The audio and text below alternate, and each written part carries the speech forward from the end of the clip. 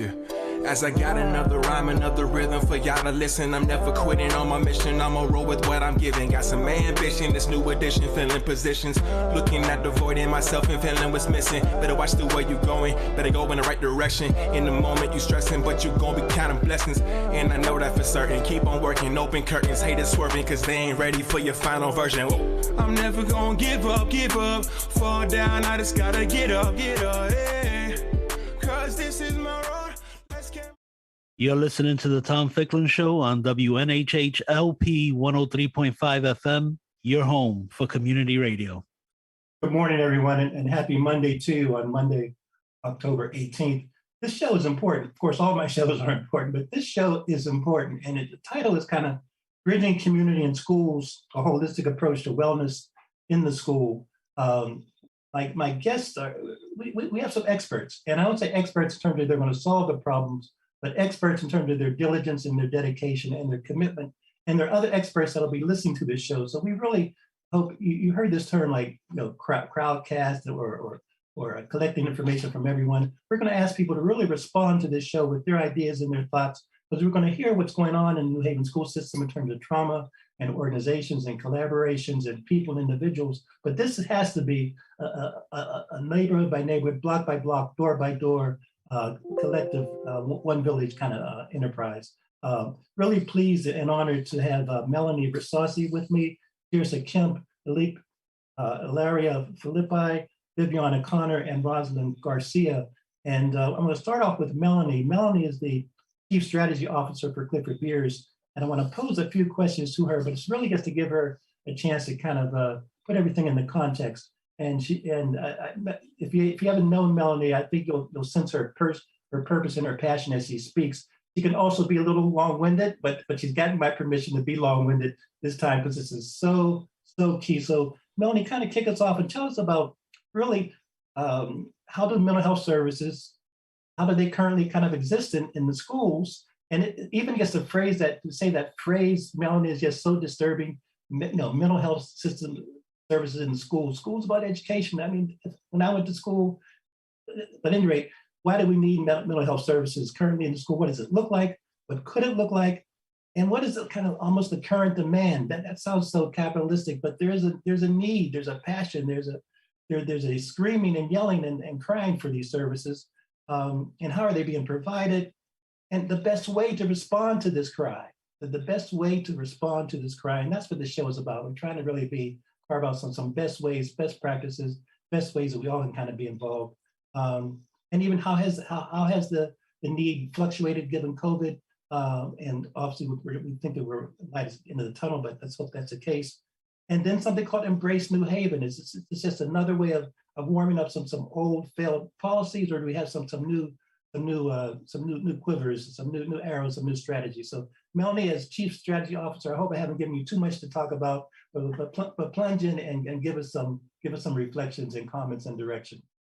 All right. Good morning, Tom. You know, I love our chats on these shows. And your question, it was very long-winded, so it did give me an opportunity to be able to speak a little bit longer today. But Clifford Beers has been really partnering with New Haven Public Schools for a very long time. We started in the mid-1990s with school-based health clinics, but really have expanded so much since then. And now we're embedded in 12 schools in New Haven with both clinicians as well as care coordinators embedded in schools. And that model where we're really trying to work together with New Haven Public Schools to figure out, as needs change, how do we support the schools differently? I think one of the things that the pandemic really, really has shown us is schools are the center of our community.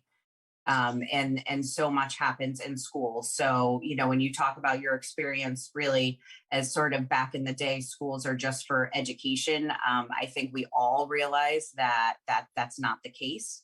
And that's not all that teachers do at all, or that administrators do at all. They've always worried about what we sort of call in maybe more of a cerebral way, social determinants of health, but around getting kids what they need. Do they have coats? Do they have food? Are they hungry? These are all things that are already happening in schools. And that's why that care coordination model was so important to get into schools, because it wasn't just about the clinical support, which we need as well. We need mental health treatment in schools.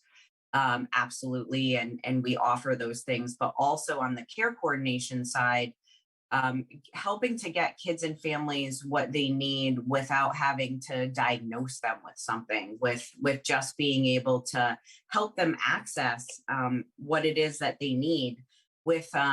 This is actually our sixth show with you, Tom, where we've been talking about this integrated care for kids model of care that we're really testing out in New Haven, where our target population is 0 to 21 and pregnant women up to 1 year postpartum. And we reach a lot of that population just right within schools. A lot of times schools know that families need things, but their hands may be tied as it relates to flex funding. We have flex funding that's available to us. If they find that families have something that is needed, we may be able to get them, a washer or a dryer or access to something that they need that may be outside of the realm of education and school, but it helps them to be prepared to learn because their needs are being met. And that's where a lot of our partnership comes in, and New Haven Public Schools and Clifford Beers have a very strong positive relationship that has been built upon for years and years. And we've been able to be agile, especially during the pandemic, and really getting them what they need and shifting as they were in this virtual learning platform, and still being able to connect with families and get them what they need. So I think that is just the really beginning, just to set the foundation for, our relationship as we move forward, and continuing to want to build on really what already exists, but expanding it. We would love to be in every single New Haven public school. That's the goal, to be in every single New Haven public school. Right now, funding just doesn't support that, but we're continuing. And every time there's an opportunity for funding, there's times where we're applying for grants together, federal grants or state grants, and really partnering and trying to figure out what we need. Working together to advocate towards the city. There's other cities that, all of their work in schools are funded by their city. I know Norwalk is an example of that. They're in every single Norwalk public school, but it's something that's funded by the city. And so as we can continue to show that what we're doing is working and being able to work together, we're hoping that one day we will be in every single New Haven public school. Indeed. That's great in terms of setting the context. Viviana, let's kind of chat with you. Viviana Connor is with us, and Viviana is the Assistant Superintendent of Instructional Leadership and School Improvement for New Haven Public Schools. Viviana, that's a mouthful, and I know people are really expecting you to kind of bring home the bacon with that, but just in terms of having the need for Assistant Superintendent of Instructional Leadership and school improvement is just so important. So talk to us about what's going on in schools right now, and what are students currently struggling with, and also how is the New Haven public school system supporting children and families? And then if we can just even go into terms of, Melanie mentioned this, some of the community partners, but what are some essential community partners to assist all of us in meeting the needs of this generation and future generations? Well, first of all, thank you for the introduction. I know it's a mouthful for a title, so it is. So currently, the students, through the pandemic and transitioning back to school has been a struggle, mentally, emotionally, going back to structures, going back to a different environment, understanding routines. That's been a little challenging for students. I bring support to the principals as far as, what they need, a sounding board, a thought partner, and any resources that they would need should something happen. And so I found that the instances where that need has risen since we've returned back fully in person, right? We've had students in our schools that haven't been inside a building for over 18 months. And when you think about, especially the little ones, our first graders some of them never had the experience of being in a building all year, if they have chosen the virtual way, right? And so helping these students transition, understanding, being around other kids in a larger group has been challenging for some to adjust. Coupled that with all of their, in some cases, prior mental health or other crises that they may be experiencing, it brings us a whole set of different challenges that principals now are just, it's a whole new playing field. It's just putting instruction and academics, which is what we're in the business for, sometimes not necessarily in the forefront. Coupling with Clifford Beers and the services they provide, especially in this trying time, the feedback I've gotten from principals has been very positive. In the 12, 13 schools, I believe it's 12 schools that they're in, has been a sounding board because of the need. It's so vast. And I'm going to turn it over to Principal Garcia. She is in the grounds and can speak a little bit more about this. Great.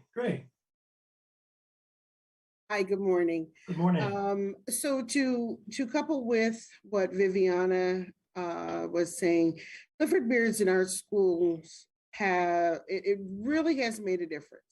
Not only for our students and our families, but also for the faculty.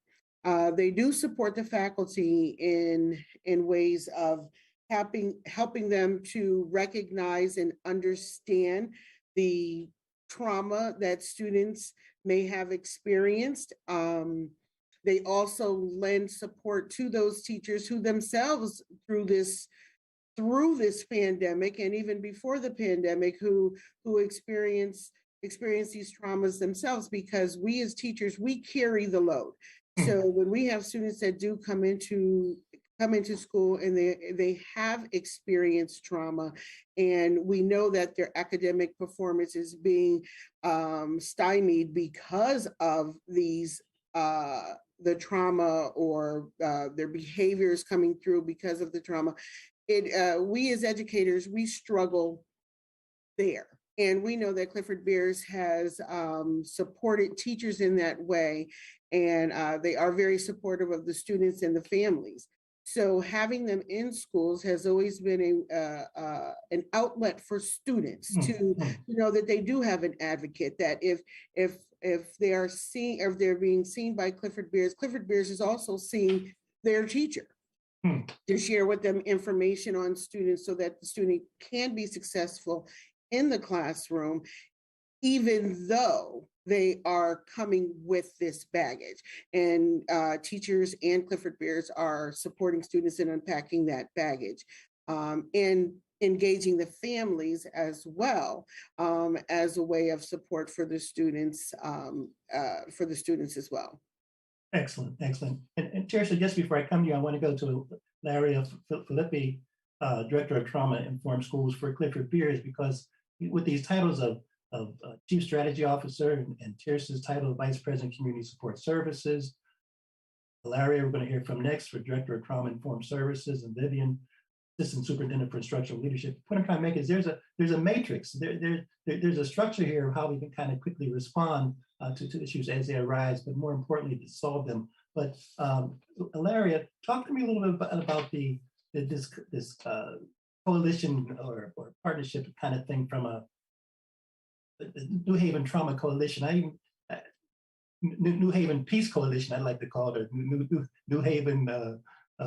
Let's all have fun, but let's call it what it is. The New Haven Trauma Coalition. But how's it evolved, and what's the importance of it? What services do they provide? Because I want people to get a sense that there's a daily tactical impetus kind of kicking in here. This is not just flying by the seat of our pants. Sure.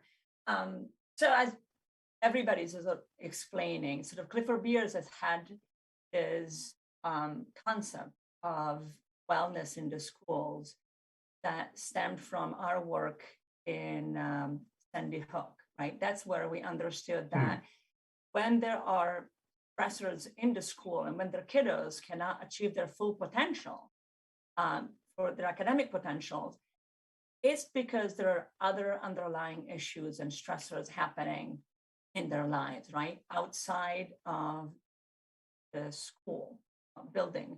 And so after our work in Sandy Hook, sort of there was this understanding that sort of coming to terms with the fact that that was a major tragedy, right? Yes, But yes. our kids in New Haven experience traumas and stressors and toxic stress on a daily basis, right? So it's not one major event, like small stressors that are impacting their capacity to learn and act in a way that allows them to be participants in the school.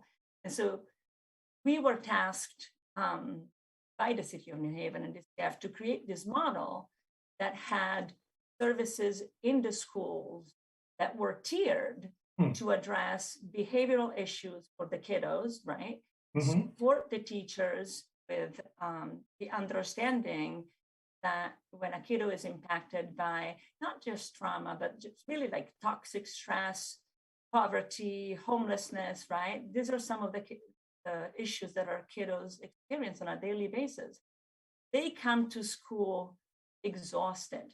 They don't have the capacity to sit there and learn math and learn like reading because they're worried about these other major things in their lives. And so by giving the teachers that information and helping them figure out ways to react to the students differently when they're not paying attention, sort of it helps the student act a different way. It decreases acting, right?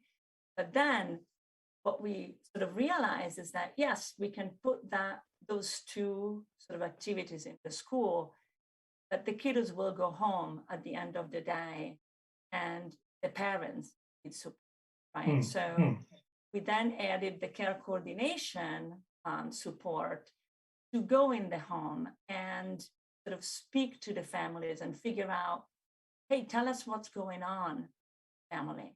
What do you need? Because we know that families are the experts on what's going on in their lives and they know what they need, right?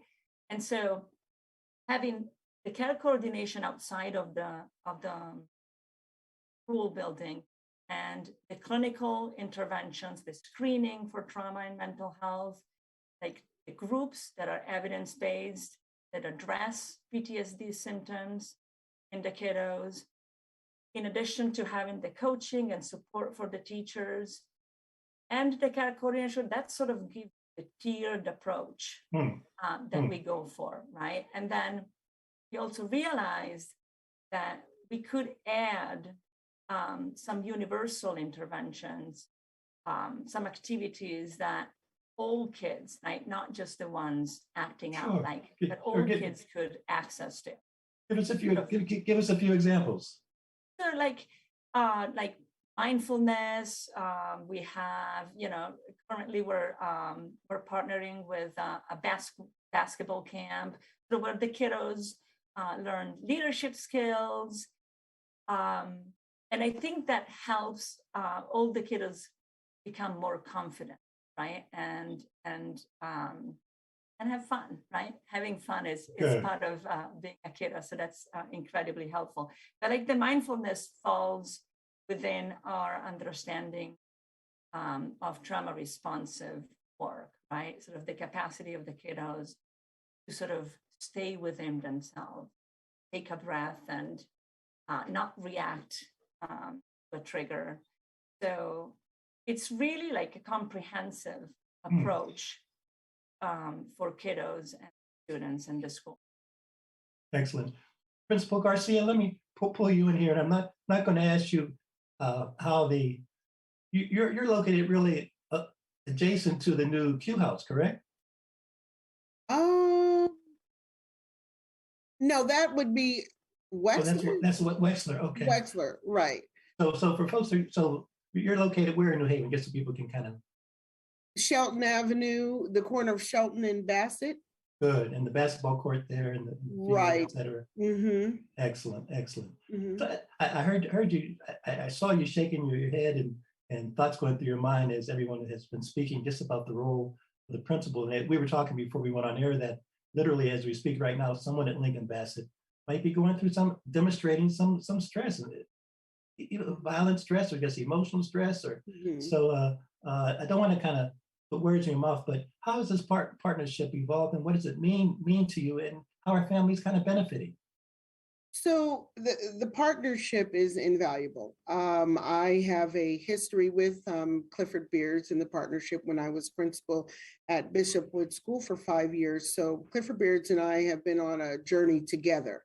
And I know that from many of the agencies that have been brought in to work with students, it's definitely changed. I think I'm thinking of a few of the students I had at Bishop Woods who had a very difficult time communicating with the adults and their classmates due to lots of anger.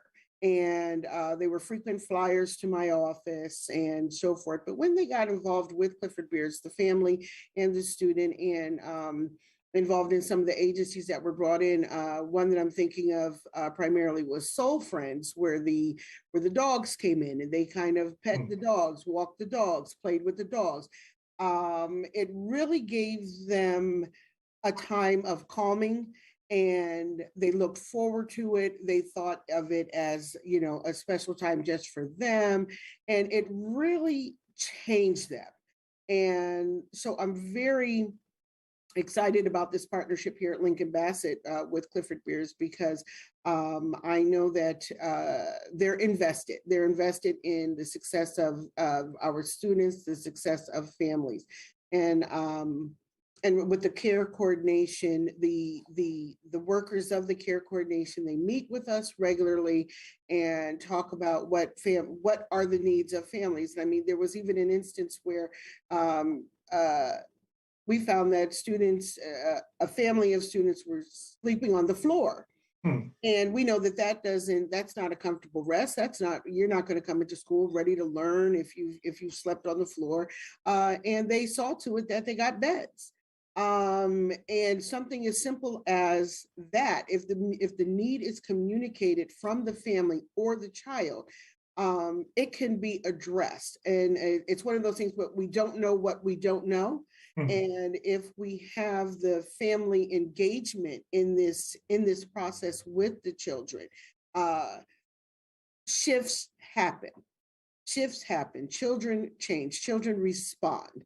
And of course, at the end of the day, our purpose here in the schools is to make sure that students are performing well academically. But before we can even get to that performance, we do need to address anything that's impeding that. And Clifford Beards is an agency that supports getting to those layers.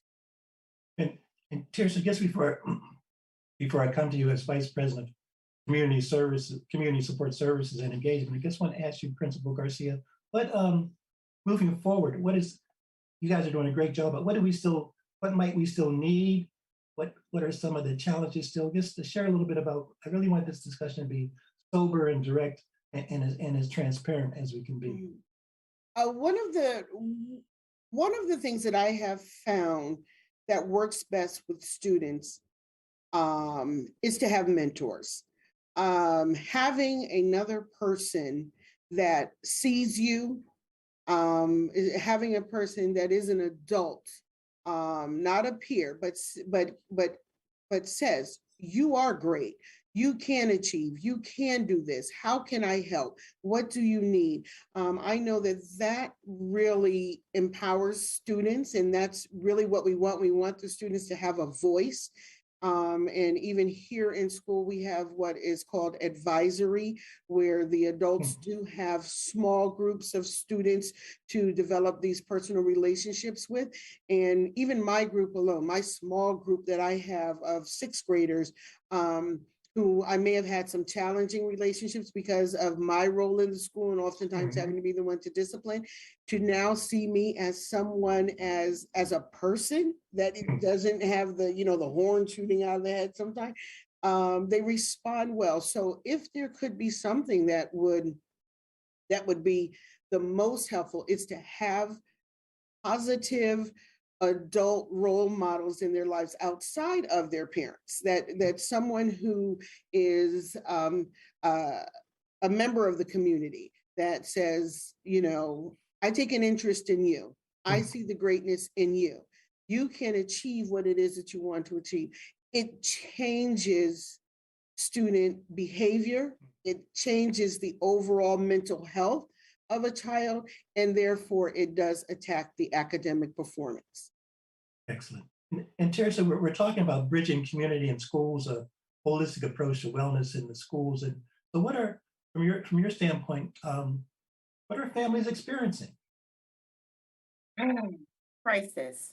I think our community and our families, a lot of our community and families are in crisis right now. And I don't want to come from a punitive approach to the work that we're doing, but more or less kind of, like you said, that holistic and looking at families and where their strengths lie. The truth be told is community violence, unemployment, underemployment, food insecurity, housing insecurities, you name it, families are experiencing it. And so working with the whole family is really our focus and our objective at Clifford Beers, and thinking about it in a way where we tap into the strengths of each individual family, and they have them. Tom, you and I both know, and many of us on this call, historically, we just don't, especially communities of color, don't ask for help specifically around mental health and mental wellness.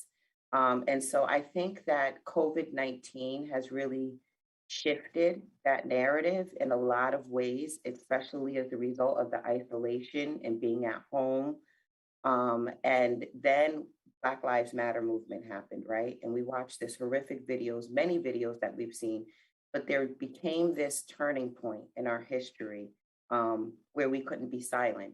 And for a lot of people of color, the feeling of we can't breathe didn't just come from what happened, but really we just can't stay silent anymore from what we're experiencing due to poverty, due to homelessness, due to lack of housing or lack of employment. Not being able to feed your children will make anyone feel like I'm going crazy. What am I going to do? We don't use words like trauma. It's more like drama. It's more like stress. I'm overwhelmed. I'm frustrated. And so really beginning to tap into what is our community saying and what is happening. And we just saw this influx of just this outreach and this need of, I need mental health services. I need mental health support. I need to talk to someone. You know, as a parent, and I was a single parent for many, many years. Not being able to feed your family will affect how you show up for your children, how you show up for your family. And so really thinking about how do we meet the families where they're at? And again, not coming from this deficit place, there's this fear of calling DCF or, they're going to get in trouble. But coming from a place of, no, we just want to help you. And so the secret of not having beds and sleeping on the floor, beginning to gain that trust with the community to say, that's not a DCF problem. We need to get you some beds, and coming together as a community to get this family the beds and the things that they need. If we can alleviate some of the stressors of the caregivers involved, the children will show up differently. They will have less anxiety and not come to school kind of holding it all in at home and then letting loose while they're in school. And so there has to be a gap that's bridged and to really begin to change the stigma and the narrative around mental health, mental wellness, and being able to talk to somebody and get the support services in place that you need. We have to normalize it. And I really think over the last year, we're beginning to really, I see the shift happening at the community level. What is that process? Does a student, does a teacher make a recommendation? help us through if a parent or a caregiver is listening. Walk us through the process if there's a perceived student need. How does that kind of become acknowledged by the system? So I can tell you from the care coordination approach, what happens is we have care coordinators who are from the community. They look like our community. They know a lot of our community. So they meet with the family. We take the whole family approach. And so we look at everyone who's involved in this child's life. It could be the best friend, it could be the uncle, the next door neighbor. And we have what we call family team meetings. So we bring everyone to the table. So if Miss Garcia is mentoring a student, then we're going to bring her into the table with the uncle and the aunt. And we're going to bring everyone to the table to really figure out, what do you need? Not what we think you need, but what do you need? And how do we start creating the structures in place to help you? And so it's this philosophy of we're going to kind of teach you how to fish, and we're going to teach you how to navigate the system. We're going to bring everyone together. Families are overwhelmed. And so to make 15 different phone calls while they're at work, some people don't have that opportunity to be able to do that. And that's where the care coordinator comes in. That's where we're going to make the calls. We're going to organize what's happening. We're going to connect them to the right services. In school, first, we're going to see what's available to them in school, connecting with the teachers. And again, those natural supports that are already there. But then also, what can we do to help the family outside of school and after school, you know? And so there's times where families need backpacks of food on the weekends and making sure that they go home with food and they have the access. Because as we know, crisis is not Monday through Friday from 8 a.m. to 4 p.m. or 3 p.m., but it can happen on the weekends, and making sure that those families have the connection to who they need to call if there is a crisis. And so we really look at what we call the wraparound model. And that's everything we do is based on that model. And again, that wraparound approach for the whole family. Teresa, that was really helpful and insightful. Let me throw it out, kind of expanding upon what you just mentioned to everyone. What needs, from an imagination, from a vision standpoint, from a strategic standpoint, Melanie, what also needs to happen now and in the future? What has to happen now and in the future for us to quite frankly, abolish the need for mental health services? But that's maybe too broad based. But what has to happen now and or in the future to kind of minimize the at-risk situation that is so profound? Ellie, let me start with you. Oh, okay, go ahead, Melanie. Nope. I was just going to say, we also just need to keep doing what we're doing in our communication with New Haven Public Schools. As we shift and change, Viviana's back at New Haven Public Schools now, and we had a meeting in the beginning of the year with the principals that we're currently working in. Ilaria meets with principals every single year before the school year starts to assess where the needs are. And those are some of the things that we need to continue to do. Is the communication is really going to be key to see where the needs are, because the resources are limited. So we're going to have to triage things and shift things to make sure we can cover the areas that have the highest needs, also while simultaneously advocating based on the needs for more resources, so we can be wherever we need to be whenever we're needed. Viviana, I'd like to hear your perspective on what was just mentioned. How do we build upon, and not throw out the baby with the bathwater, but how do we build upon now and in the future? Because as Teresa has mentioned, I'm trying to talk slowly and soberly and not stressful, but the fires are burning. Right. So how do we build on that? Well, I really want to circle back to what Principal Garcia did say about the mentors. Expanding something like that would be key. However, creating a system, a holistic system, in where all of the care coordination, the partnerships, and the schools are on the same page, and expanding it to all the schools. Funding prevents that. It right now, it may not be realistic. We do have 39 schools. However, I think that would be the vision, because every school has these challenges. right? And this is just the tip of the iceberg. Moving forward, we are going to see the need arise. You know, the level of unemployment is increasing. That's affecting our kids. The lack of resources at home, and how some of our parents may not know how to advocate for themselves, and they look at care coordination to help them, or go to the school and vice versa. So that partnership is key, because if the care coordinator doesn't realize this is a need, the school will, right? Somebody will, an adult will. Having those mentors is a key, because the mentor will know first.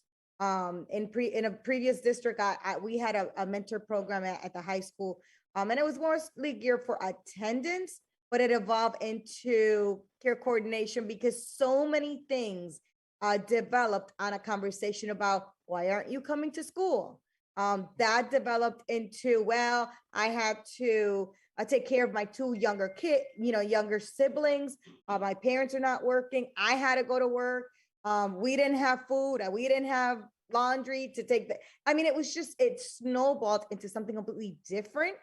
That's, I think, the biggest need. And you're right, we are in a crisis. This is the time to kind of expand on what we have. If I answered your question, but No, it's just so great, a lot great. of fun. No, that's so helpful. Well, Ileana, talk to me, Ilaria rather, talk to me, because I mean, even as your title, Director of Trauma-Informed Schools, that's a heavy lift, as I mentioned before, but what goes through your mind now, day in, day out, from the challenges and how we can move the ball forward? Well, I think everybody's sort of talking about the need for more resources, right? If you think about equity in education, think about how, you go schools, each school might have, pockets of kids needing different things, right? And so the goal would be to have the resource, have more mental health and more care coordination available, right? And more sort of really like a community of other providers that schools and families can access whenever they need them, right? Because the thing that we're all struggling with is sort of like, it's an education system that was built around certain type of family, right? And ends up falling short of meeting the needs of other families because it doesn't have enough resources, right? Because if you think about a school, if you think about the needs that we're highlighting, you would think that then the schools should be staffed with all care coordination, right? They should have multiple care coordination. They should have multiple mental health services, right?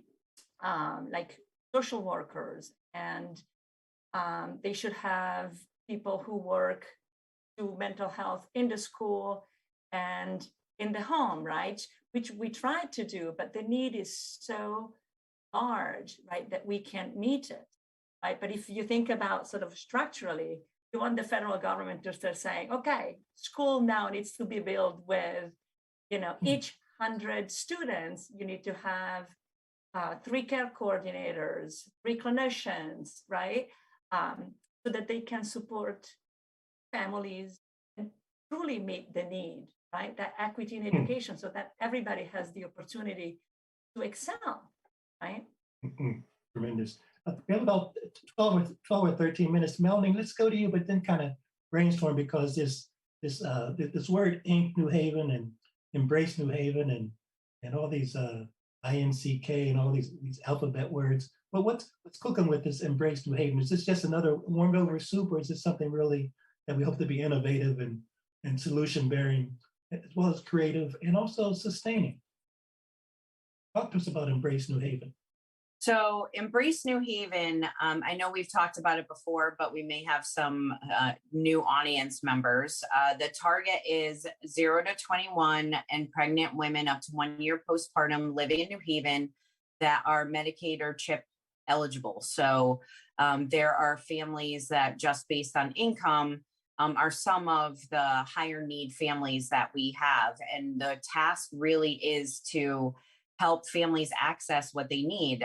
As we spoke about before, families are the experts in what they need, but sometimes they don't know how to get it. So how do we make sure that people can connect, and connect people with resources? So like it's a neighbor that needs some support, or it's like somebody that says, hey, I'm having this issue. Do you know anyone that can help me with that? Is that we have all of those pieces available, and some of the sustainability needs to be among different providers and different organizations and different entities like New Haven Public Schools and the City of New Haven and other nonprofits, and families and parents and community neighborhood groups, district management groups, any of those. We have community health organizers as part of this group, and they are assigned by neighborhood. So we have 7 right now. We will have 9 by January. And that's an increase of 1 for us, which is good, because we're going to be going live with this soon. And it was a 7-year award altogether. Year 2 is almost over. It ends in December. And we've really been working with our partners at the Department of Social Services to really do the back end work, and working with other nonprofits. We have a partnership council where lots of people from the New Haven community, as well as the state, are sitting on that group and listening in. And it's really this all hands on deck approach. And the sustainability piece is going to be continuing those partnerships and relationships, but also the sustainability will be financial, because for the first time, we're going to be setting up a system so providers, to start off with just in New Haven, will be able to bill Medicaid for care coordination. How it's currently funded is solely by grants. So whether it's a state grant or private philanthropy, that's how we're currently funding care coordination. So for the first time, just like clinical services, non-clinical care coordination services, we will also be able to get Medicaid reimbursement. And we also hope to be working with Anthem to potentially be able to do that for private insurance as well. So that will speak. The sustainability piece is relationship based as well as financial based and partnership based. That's how the sustainability piece, but having to be able to build on relationships and work that have been going on in the schools for years is vital to this project, because as I started off, schools are the center of our communities. And we really learned that when schools shut down, our communities were shutting down. Mothers were leaving the workforce at triple the rate of men. So there is a lot that really makes schools the staple of our communities, which is why we feel it's so important to enhance our relationship with New Haven Public Schools so we can get to everyone.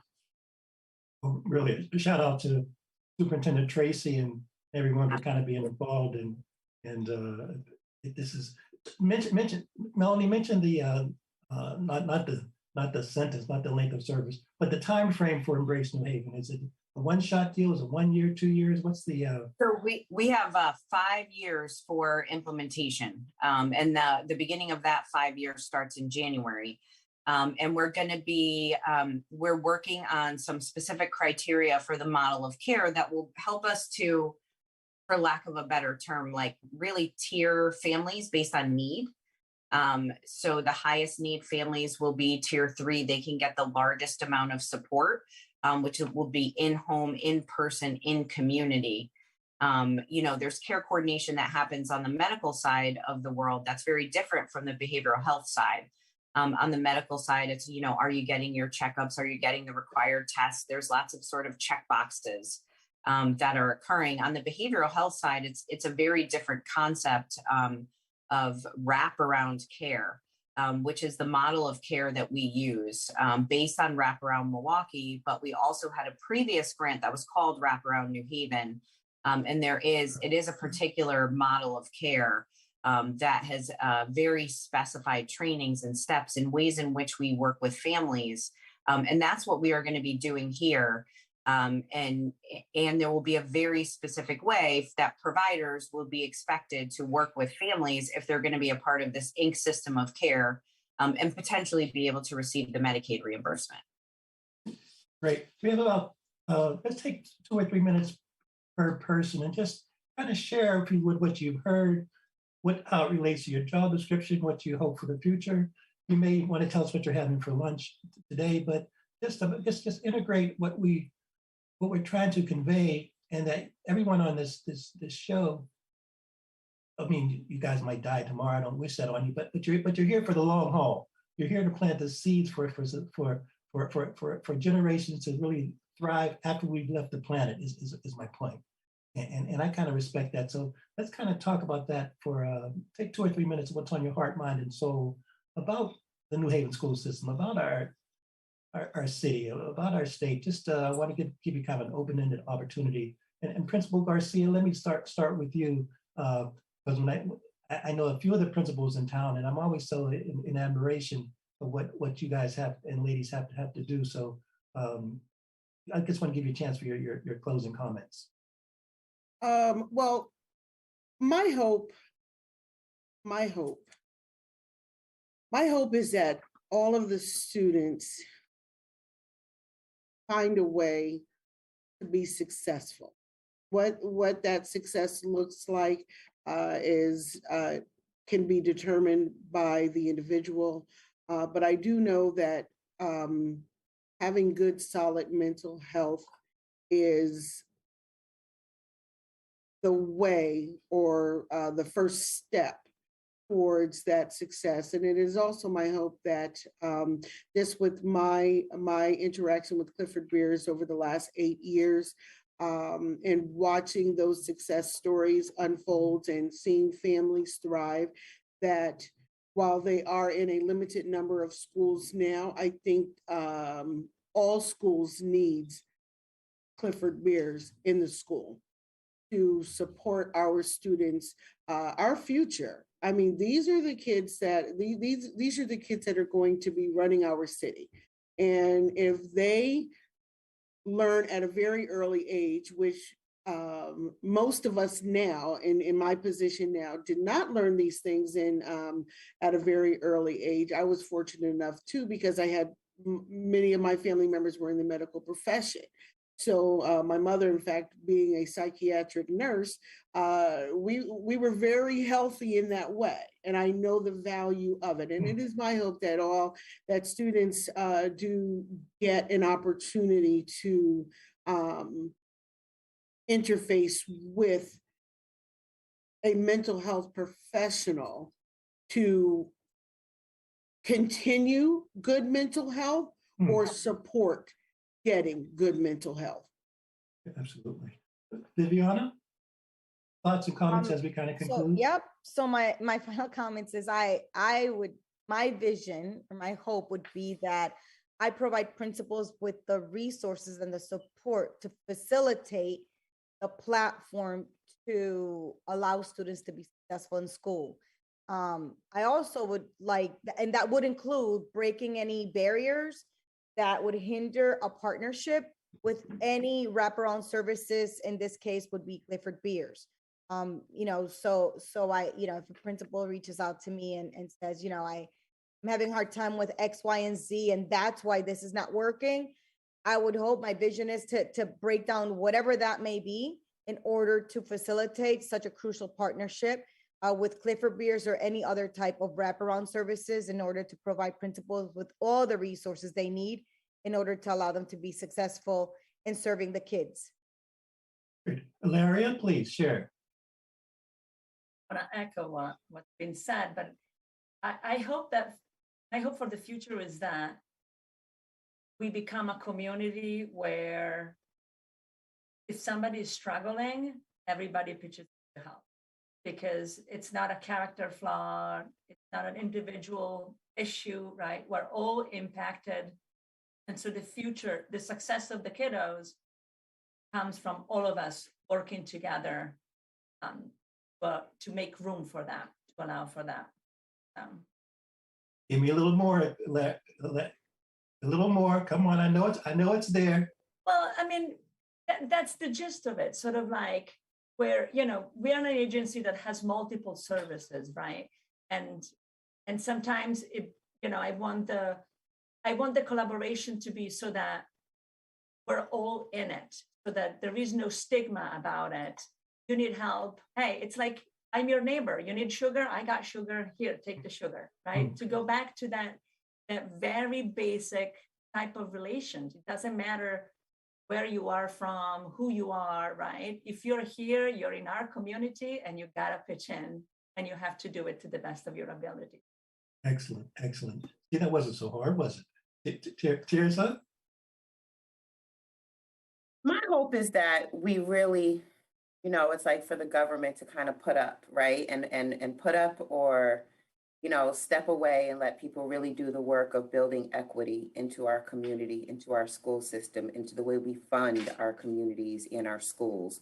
To look at those who have less, give them more resources, give them more services, give them more funding, give them more opportunity, give them more, access to be able to be successful, as Principal Garcia had mentioned. My hope is that in my community, especially, and this is something that is very near and dear to my heart on a personal level as a mom of two boys, is that we make sure that we really change the narrative around mental illness, changing the narrative and beginning to, I don't care if it's new words that we have to use, that everybody needs somebody to talk to lean on, to depend on, to ask for help from, and us as a community coming together to be able to provide that for the community. So I would say definitely equity and changing the narrative around mental illness or mental health or whatever we want to call it, where people just reach out for help and get connected to the services. Excellent. And Melanie, I'll have you close this out. Harry will play the music, but we'll talk until he plays the music. So we will maximize every moment. But we have about 2 minutes, I think, give or take. Great. I do echo everything that everyone has already said, but it really is just this whatever it takes. Everybody rolling up their sleeves when something comes before us. Who do we need at the table? That's really what the work in the schools is, and also what the work of Inc. is. Let's figure it out together, because it's our community that we're trying to make better, and trying to make sure that people have everything that they need. And that is that equity versus equality. Some people are going to need more than others.